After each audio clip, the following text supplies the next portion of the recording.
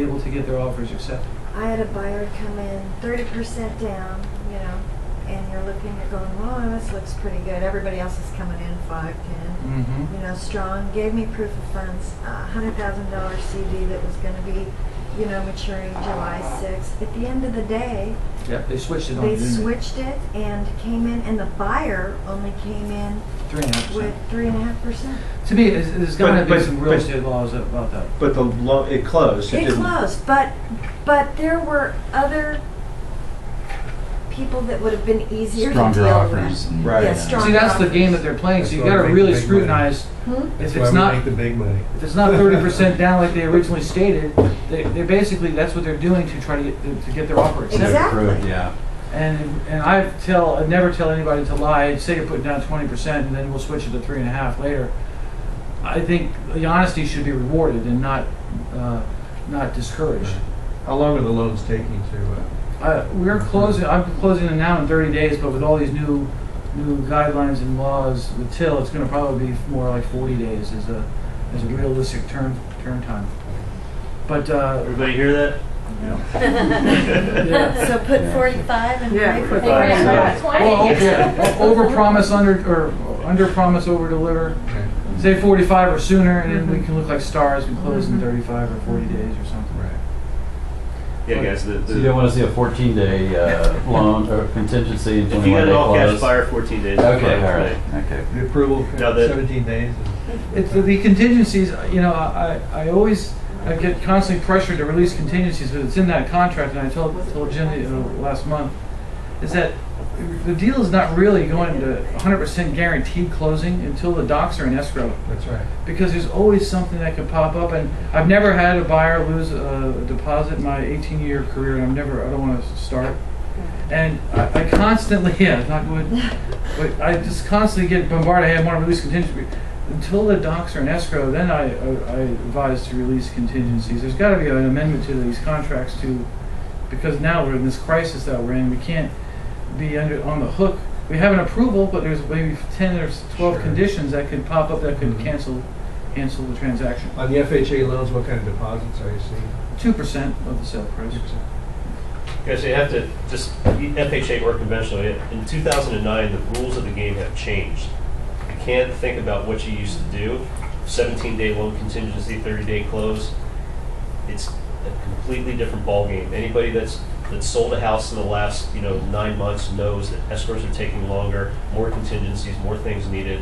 The old rules that we were operating by aren't working anymore. You got to plan ahead of time, and when if you're representing a buyer and the seller's trying to jam you into 30-day escrow, I don't know what they're thinking. They probably don't get the education that you get here at South Bay Brokers about what's going on in the industry, and just think that these things are just popped out the way they used to be. It's not that way anymore. Everybody in this room knows that. They've been through escrows that have had bumps and landmines along the way, and they get done, but they need a lot more skill, a lot more effort on the loan agent's part, and those things take time. Your borrowers will get done, but you have to plan accordingly. Although you just did it for me. Although I was forced into that situation, and he still got it done in 30 days, Yeah. even with the holiday. yeah, that's conventional. Because of the multiple offer situation, that's the only way we're getting I know, and you apologize up and down Yeah. every time you call me. And then she continues to give you kudos. It's great. It's great to work with. You guys all are. There's one thing on here that I just have a question about. For obvious reasons, better to pay closing costs than lower price.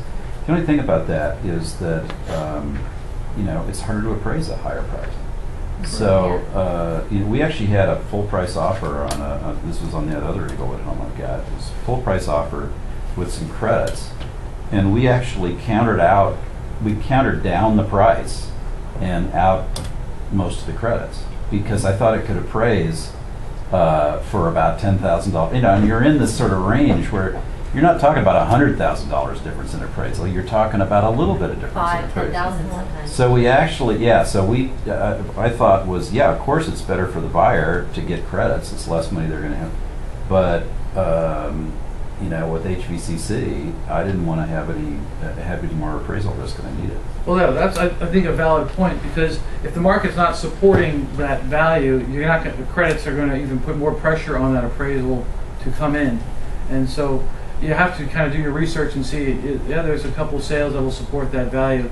The point that I'm bringing home is that it's better to have a higher sale price than to have a lower sale price and then it just kind of depresses prices even further.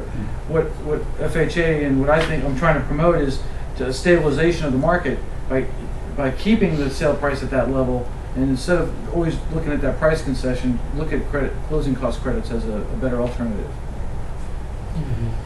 And is there any direct interaction between the first-time home buyer credit and an FHA loan versus any other kind of loan? You can. They announce all these things that said that you can do this. It only has to do with FHA, but we've looked into it.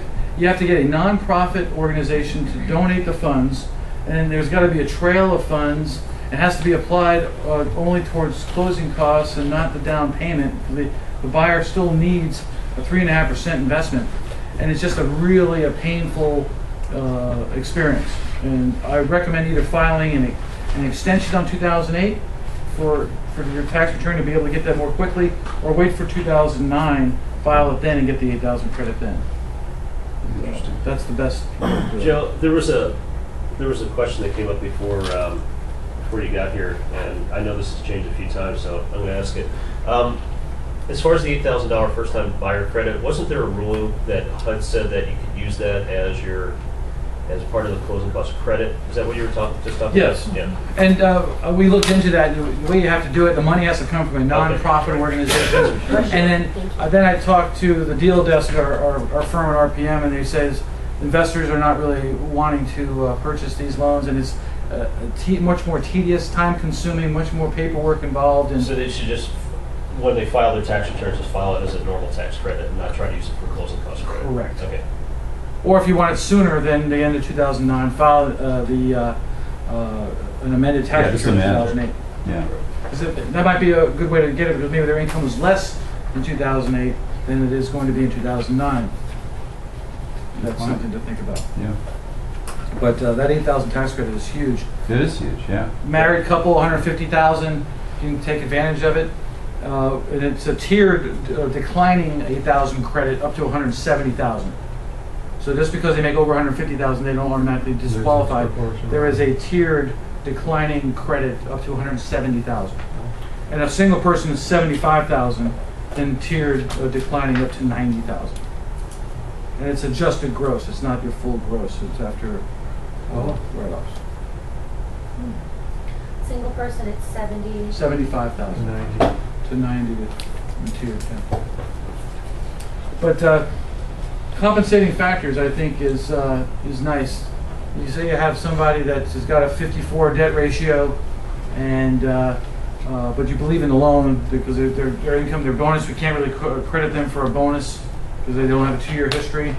You have to look at the front ratios and the back ratio. The front ratio is the housing payment. Don't look at just the back ratio. Yeah, the ratios are 43 or 45, but if their front ratio is also 45, that might be a problem. Yet typically the front ratio of the housing allowance should be in the 29 to low 30 range, and the back ratio should be maybe in the 45 to 50 range. And we can get them done up to 55, but it's not encouraged. We like to keep it around that 50 range. But go ahead. Yes. If they're a married couple, I didn't mean to get you off here. Oh, okay. So, if they're a married couple and one of them is a first-time home buyer and the other one isn't, No, it's both married people have to be first-time buyers. that's kind of But the front, look at what their current rent payment is. If it's going to be payment shock, if they're paying $2,000 a month and their mortgage payment's going to go double over $4,000, that's a payment shock. That's a letter of explanation. And if they're living with their parents and they're not paying rent and their mortgage payment's going to be $4,000, that's a major concern. And the way you overcome that is that you show that they've been saving maybe $4,000 or $3,000 a month for the last year or two, so they're already used to that mortgage obligation. Instead of saving that much, they're putting it towards their mortgage. That shows a person is really, truly ready to buy. So those are things you really got to look at and consider when you're thinking of a real buyer as an FHA loan. Can you remind me what spot approval means? A spot approval is defined as It's one unit in a complex getting